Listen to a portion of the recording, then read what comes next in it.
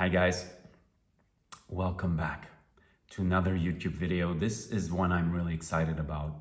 I'm passionate about this theme. And today I want to talk with you about the power of presence and how devoting yourself deeply to your presence is one of the most transformational ways to change your life and to change your way of being. And I want to really explore in detail why that is, why presence is so powerful, why presence is not just a tool that we use to feel a little bit more peace here and there. No, it is the deepest nature of who you are. And that is why it is so powerful. It isn't just a tool we access for a little bit more peace or a little bit more productivity. It is the deepest nature of who you are. And it is where you find your power, your natural power, your authentic power. Not a power that needs to get forced, or a power you try, right? Not a power you try, but a power that comes innately from who you are, that just illuminates as you are rooted more deeply in who you are. So let me tackle and dive into the power of presence. First, I want to say something. I want to say that myself, over the last weeks and months, have felt a new inspiration and a new remembrance of my calling in life, because I think each and every one of us, we have a unique calling or contribution to make in this world, right? We have unique gifts and skill sets and that can combine and can be created to bring an uplifting, positive change to the world. And I think for all of us, life is a journey of discovering who we are, discovering what lies at the nature of our being, which is the presence I'm exploring in this video, and also connecting to that presence or falling into that presence as a way to be attuned, to expand your ability to listen to the deepest inner calling within you, right? To really become who you are meant to be, to embody your calling and don't shy away from it. And for me personally, I just know in the depth of my heart that I am meant to bring this understanding and lived embodiment of presence into this world more fully. For me, it is one of the most sacred, or the most sacred teaching, because it is the teaching that really brings us back to who we are. Not a quick shift of a belief or a quick shift of how we view things. No, it is a remembrance of who we are at the deepest nature of our being, as consciousness, as simply being, and to feel that experientially and let it transform our life. It has touched me at the deepest core of my heart. And there's nothing that I want more in life when it comes to my purpose, my calling, than to help people feel deeply touched in their heart by this presence and by the power it holds to change their life and to change the way they're being.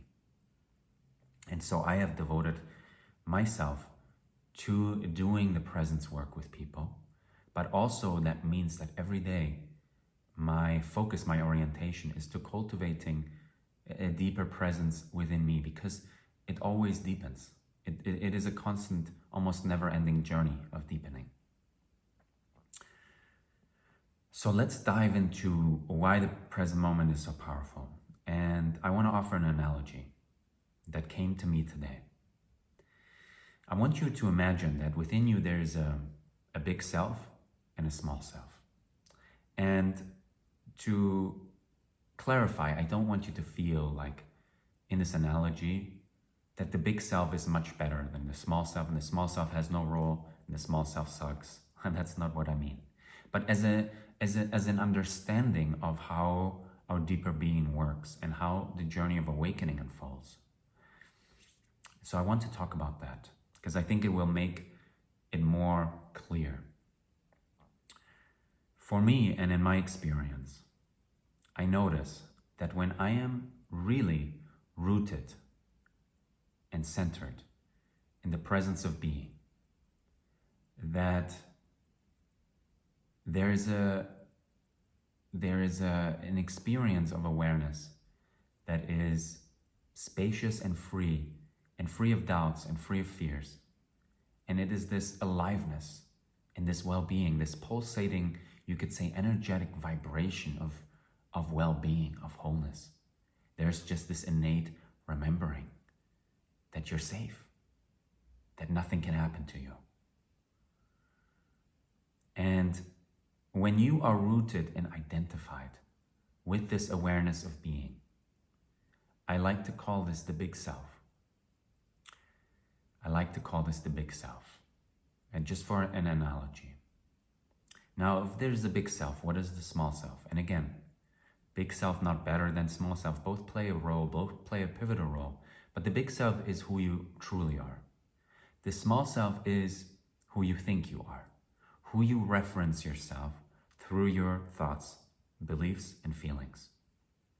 So the small self is the identity that has been created over years and years of conditioning in the world, of how you've been conditioned, how you've been raised, that creates a force field, you could say, of thoughts about yourself, feelings about yourself, and beliefs about yourself. And you could say that this kind of force field creates an identity. And you know, in spiritual terms, and if you've ever listened to the greats like Adyashanti or Ramana Maharshi, right, or Rupert Spira, there's people, spiritual teachers, that purely talk about this, and they call this the separate self, right? The idea of a separate self.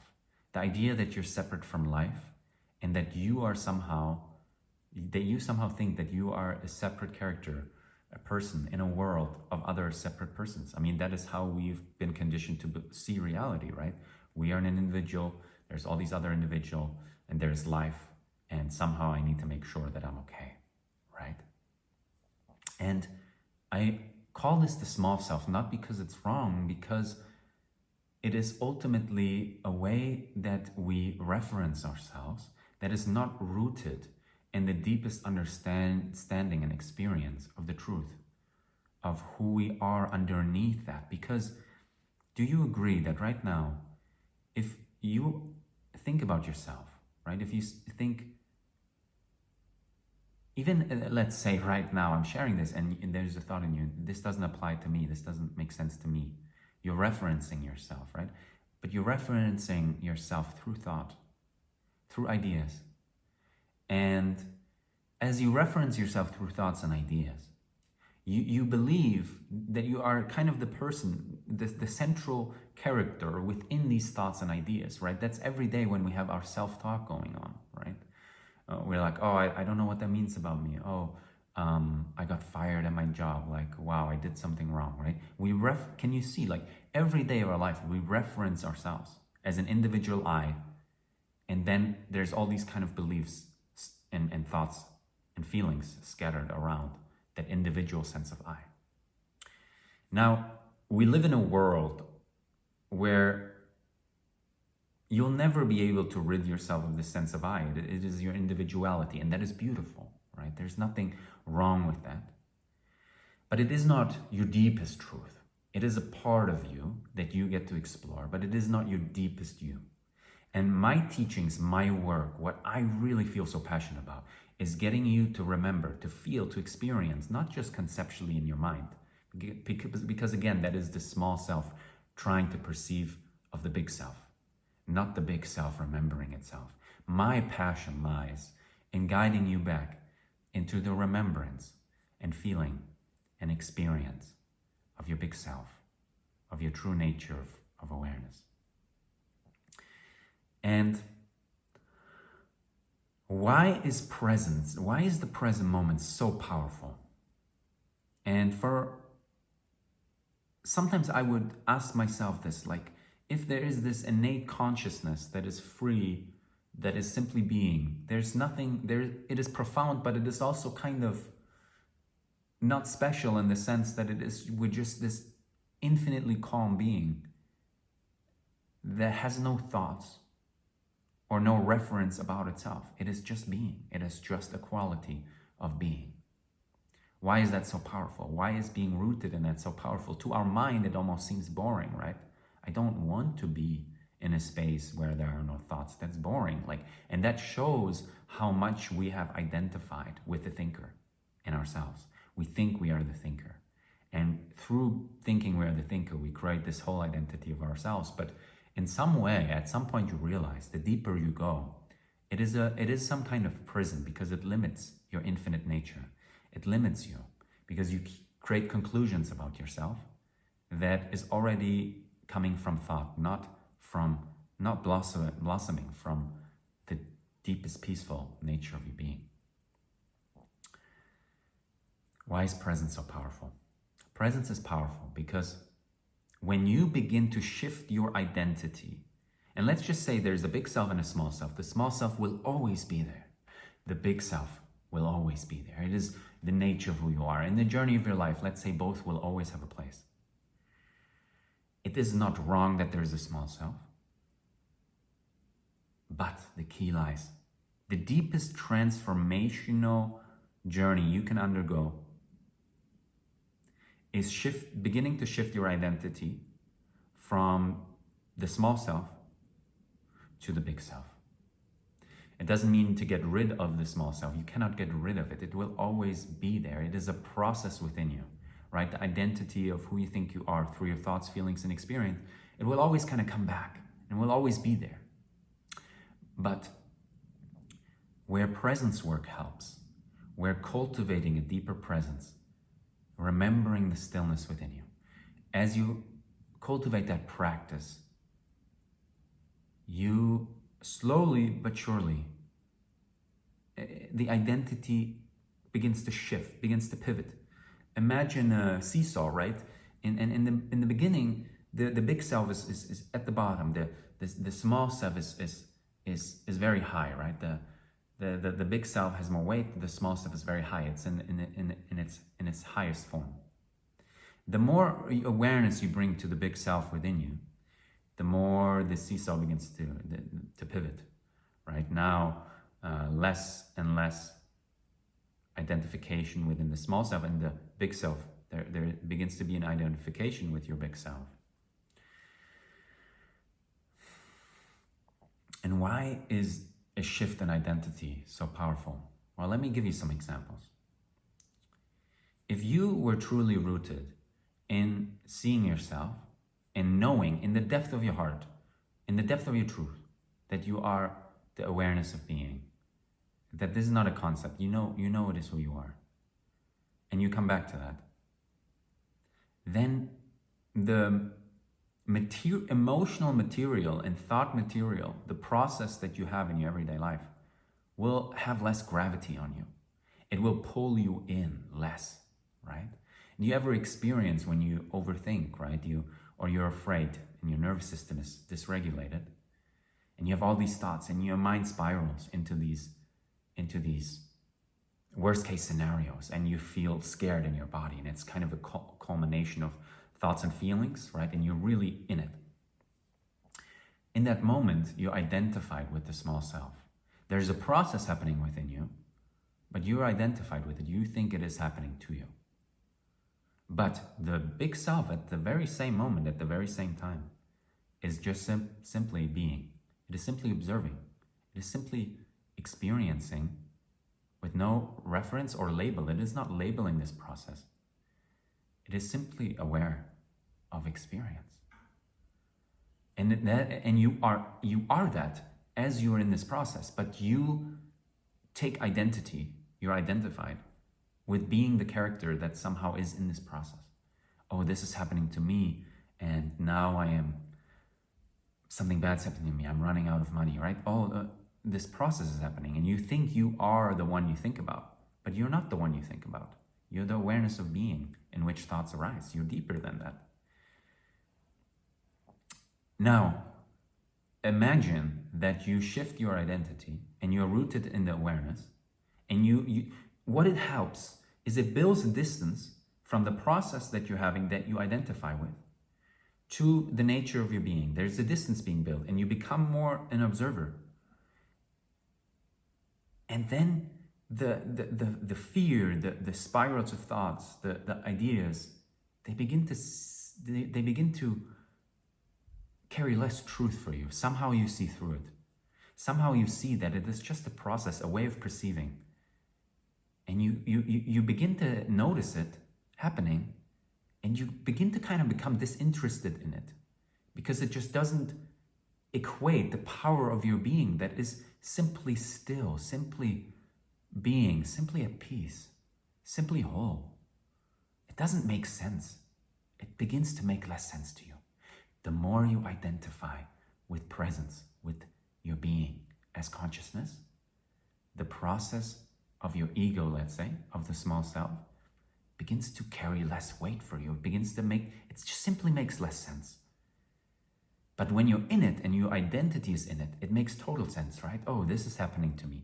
The rational mind kicks over, and then the feelings of contraction, and it just feels like the most real experience. But in some way, it is a delusional experience. And I'm not saying this to take away from really difficult times in our life, right?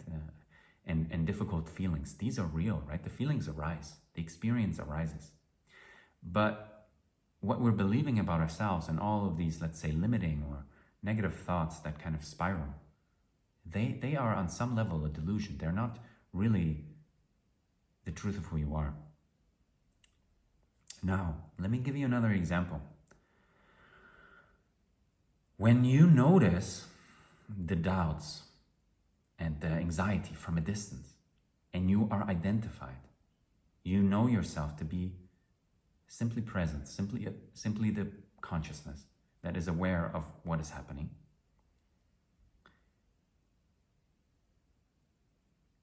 You can center yourself back to more of the truthful perspective of life that originates when your nervous system is relaxed. And the two go together. When you are rooted in presence deeply, your nervous system relaxes. Your nervous system regulates, because you're coming back to the nature of your being. When you come back to who you are, your nervous system responds positively and relaxes. And as your nervous system relaxes and you are rooted in presence, you can open up to a perspective that is more holistic. And I like to call this the intuitive insight or the intuitive perspective. There will be thoughts, but there will be felt thoughts in a way that communicate to you the truth about a situation. And that relaxes your nervous system because it is simply true. Right? And whenever you are filled with anxiety or fear or overwhelm or stress, and you're identified with the small self, your nervous system isn't relaxed, and therefore you look through rose-colored glasses that don't reflect your truth, and your overstimulated nervous system will create for you a perceived experience that feels true, feels like reality, but it is not. And if you identify more with the big self of presence, more and more, it's like you are more aware, your perception begins to shift, your identity begins to shift more in resonance with who you really are and the truth about an experience, the truth about you, that you're a beautiful, lovable, perfect being at your core. And you begin to feel and perceive life more like that. Because your identity is beginning to shift, you see and feel and are rooted more in your identity of being. Not self-referencing yourself through all these thoughts, but simply being. And when you are in the small self, and this is where I see presence work be so powerful, because a lot of people that do mindset work and they work on themselves, what is actually happening, that their small self figures out that they don't like their small self. And their small self tries to make the small self bigger. But you're actually just expanding your identity with a person and making it a little bit better. And that can create powerful results in your life, right? You can create success from that in some way. You can build good things, let's say. But they are not coming from the deepest truth of you. And you will try really hard from your personal self. The thing is, the big self doesn't really have to try. It is just rooted in presence and in the knowing of itself, and therefore more and more rooted in power, in remembrance. I am whole, I am powerful. It is not trying. Now, when you try to work on yourself, and this is what I see a lot in the personal development field, people, they shift their beliefs, they rearrange their thoughts, they try to think more positively. But what is actually happening? The thought person that you are is trying to make the person better. And that's okay. That is the first step to awakening, but it is not it doesn't lead you to the deepest freedom within you. Because the deepest freedom comes from the remembrance of who you really are. And so that's also why when, let's say, you're in a relationship and there's the heat of the moment, right? There's a lot of tension. There's a conflict. If you are rooted in the small self, you're going to try to protect yourself, right? You're going to try to protect that identity that you think you are. And it's going to be really hard to choose from love sometimes because your identity feels threatened. But if you are really rooted in the presence of your being and you know that this is who you are, you know that the feelings, that the intense feelings that are resulting out of a conflict are just arising as a process that you kind of begin to see. And you, instead of getting pulled into it and reacting from what you feel like you need to protect, you stay more rooted in the presence of being that, and this is the key of why presence is so powerful. Presence opens you up to the most attuned way of responding and leadership. Let me repeat that. Presence opens you up to the most attuned way of responding. You feel the moment and you feel what is required in order to settle the nervous system of all parties involved, and you choose from that place. But it is not like this forceful trying. It almost arises naturally as an instinctual response because you're rooted in who you are. And it's almost like you begin to be attuned to the most optimal way of responding. That doesn't need to be efforted or tried. It is just a response that naturally comes from love because you are rooted in love. You're rooted in the remembrance of your being and the remembrance of unity that everyone here is also at their core. The presence of being. There is no separation really. And that changes everything. That changes the game. It is a complete game changer. And I don't see it in personal development. I don't see it talked about a lot because people are still creating a pathway of growing personally that still originates from the small self wanting to get bigger. But the ultimate freedom is when you remember your true nature of being and can begin to access the most attuned way of responding and feel your power from that place.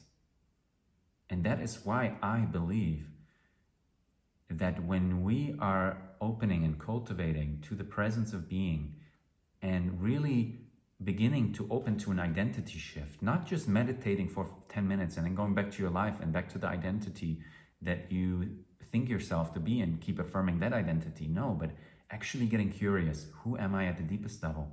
And can I, if I have an experience, can I begin to affirm that that is who I am? Can I come back to that over and over again? In moments when I feel lost, in my small self experience, can I come back to the big self? Can I remind myself of who I really am? More and more as your attention and orientation in life becomes that, you begin to shift your identity. And you can see it like a percentage. In the beginning, maybe it's 5%. You're 95% identified with the small self. More and more, maybe it's 20%, 30%, and then slowly, right? And that is what awakening is. It is a slow percentage increase in the identity of who you truly are and the identity of presence. And over time, as the more and more you awaken, a pivot happens and you're going to be less and less identified with the small stuff. You'll still be sometimes, it will pull you in, right? But more and more identified with the calmness and power that doesn't have to try and the peace of your being. And when that identity shifts, and I tell you this from the depth of my heart, from the depth of my soul, it is the most powerful, liberating freedom you can ever experience. It is the most powerful, liberating freedom you can ever experience, and it allows you to touch into your heart and what you're truly meant for here. Not from thinking your way into it, but from simply knowing it, from simply knowing the blueprint of you, of your soul, of who you are.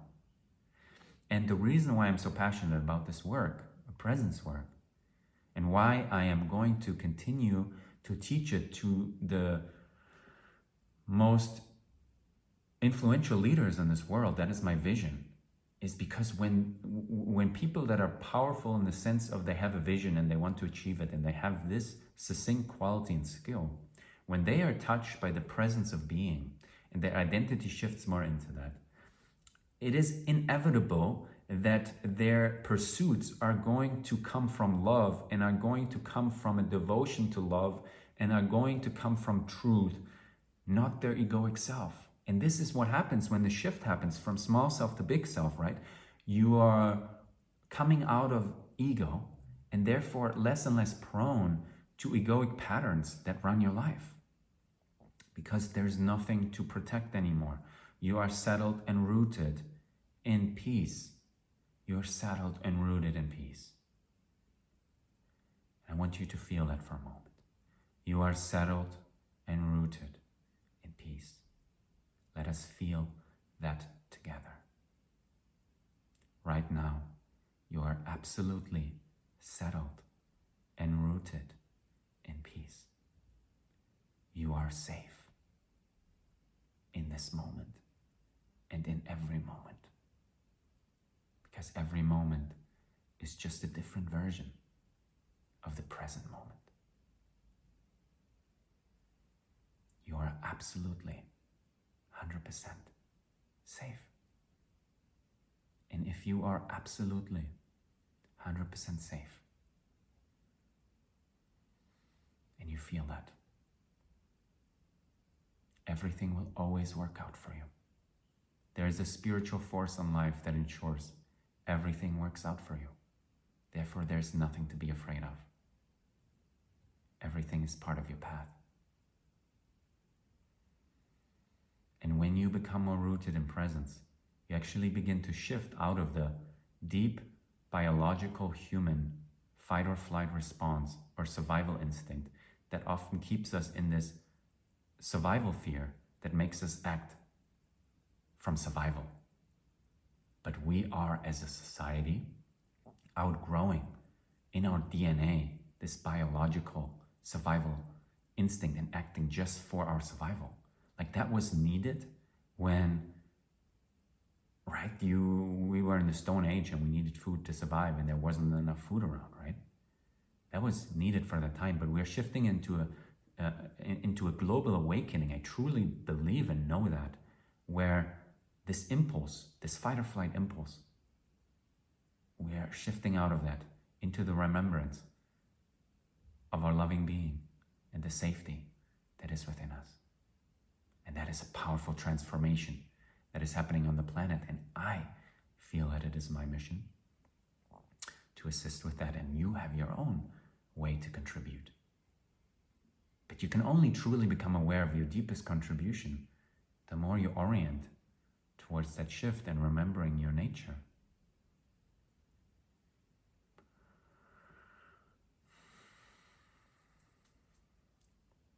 I hope this video was helpful to you. I hope it emphasizes to you, not just conceptually in your mind. I always, with the work that I want to do, I want to meet something in you energetically. I want to meet something in you emotionally, that it makes sense on an emotional, deep, intuitive level. Not just in your mind, but that something in you goes, huh? And begins to feel the space of awareness, the space of being open up. This is always my intention. A deep remembrance of who you are. And for me to transmit that. And if you want to truly shift your identity, become more rooted in the nature of presence, and through that cultivate the most amount of power, natural power, organic, authentic power that you can embody in your life, I invite you, if you feel resonant with that, to work with me in one-on-one coaching. It is a deep, intricate journey, and I will help you become more identified with that place through energy work, through transmissions, And through questioning the identity you thought you were and beginning to, on an energetic level, resonate more with the identity of who you truly are, your soulful identity. And that is the work I do, and it is profoundly powerful.